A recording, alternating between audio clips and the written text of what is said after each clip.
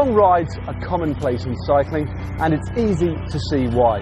You get an amazing sense of achievement, you get to go to places that you might not have seen before, and after you've recovered from them at least, they get you fitter.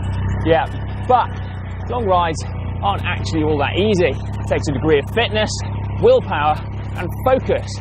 But here are 10 things that you can probably do with knowing to help you on your way. 10 things. 10 things. Actually scrub that. This first piece of advice relates to the day leading up to your big event, namely carbo loading.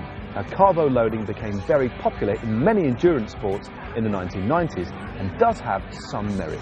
Yeah, subtly increasing your intake of carbohydrates in the 24 hours leading up to your event should mean that your muscles have got more glycogen, which basically means that you've got more fuel for your ride, so you should be able to ride further. Sit down. You can't stress enough just how important it is to start a long ride conservatively. If you set out too fast, then you're going to be burning carbohydrate instead of fat as fuel. And as we all know, unfortunately we've got a limited supply of carbs, even if we loaded up the night before, so we can see it's a bad idea. So for the first third of your ride, make sure you ride really comfortably. Just settle into your ride. And once you've got into it, you can then assess how you're feeling and whether you're capable of upping the pace and, more importantly, sustaining it. You feeling settled, mate? Yeah, pretty settled. Cool. Should we up the pace? No, actually I quite like it like this. Along similar lines is the advice of not going over into your threshold. This can really dig into your reserves and deplete your energy stores very quickly. Yeah, occasionally though it's going to be unavoidable if, for example, you face a short, steep climb, but general rule is that you try and avoid going anaerobic. Fueling from the start is really important. If you wait till you're actually hungry or thirsty, it's probably too late. Yeah, you also need to experiment with exactly what you're eating and drinking on the bike. Some people have cast iron stomachs and can tolerate anything. Other people need to be a little bit more particular so they don't get uncomfortable. You got any more of that, mate? Mouthful of mine, mate. Last one.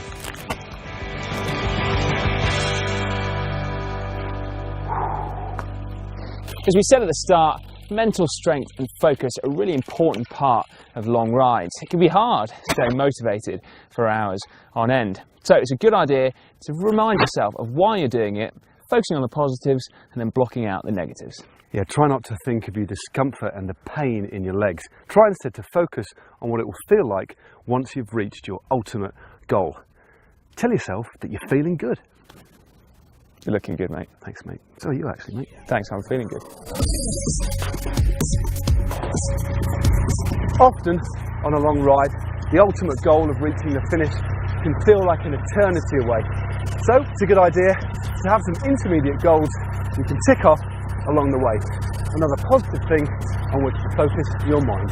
Yeah, it could be a feed zone if you're on an organised ride, it could be a town or a village on your route, or a good one is the top of each climb along the way. Slipstreaming can save you a huge amount of power while still going at the same speed. Now up to 30% in fact in the right conditions.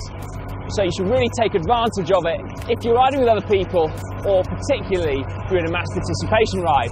Now don't annoy other people by just sitting on, but try and slip into a group that's going the right pace for you. Now if you want to be sneaky, try doing your turns on the front up a hill, and that way the riders behind won't get as much advantage as the road tilts upwards, leaving you to spend your time sat on, slipstreaming on the flat.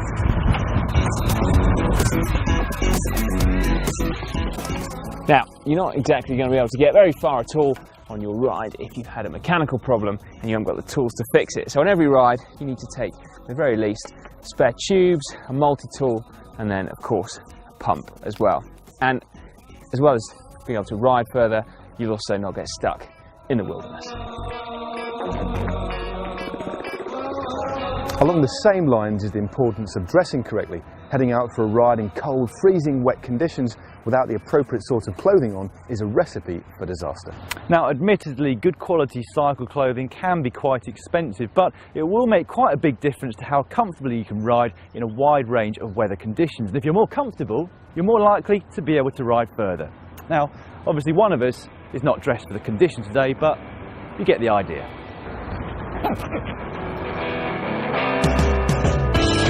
Last but by no means least, think about aerodynamics on the bike. You can become more aero without spending any money. Simply lower your body at the front end so that less of your body is taking the wind. This will mean that you're riding at the same speed for less effort, or riding faster for the same amount of effort. Either way, you'll be able to ride further. And you shouldn't just finish with your body either. Clothing and equipment can also make quite a significant difference. I'm talking about aerodynamic helmets, tight-fitting clothing, an aero frame and aero wheels. Individually, they might not make a huge difference, but put together, it can become something quite significant. Aerodynamics is not something that you're going to be able to feel. You'll still be putting the effort in, your legs will still ache, but you'll be going faster. So there's a whole raft of tips that are going to help you on long cycle rides. Things before, things during, and extra preparation as well. Yeah, and for our video on how to cycle further, click up here, and our other video on how to cycle, find the perfect route. Perfect route, but I think, to be honest with you, mate, I think we found it already. Yeah, we have. But anyway, for the perfect route, we do this one. So there's a whole raft of things then that will help you on your long rides. Things before and things during. And for our video on how to ride longer, click up here. And for our video for how to find a perfect route, although I think me and Simon have found ours today, click down here. Yeah, and because GCN brings you such amazing places as this, I think you really should subscribe, and you can do that by clicking on me and Matt and a slight bit of sunburn. It's bakingly hot.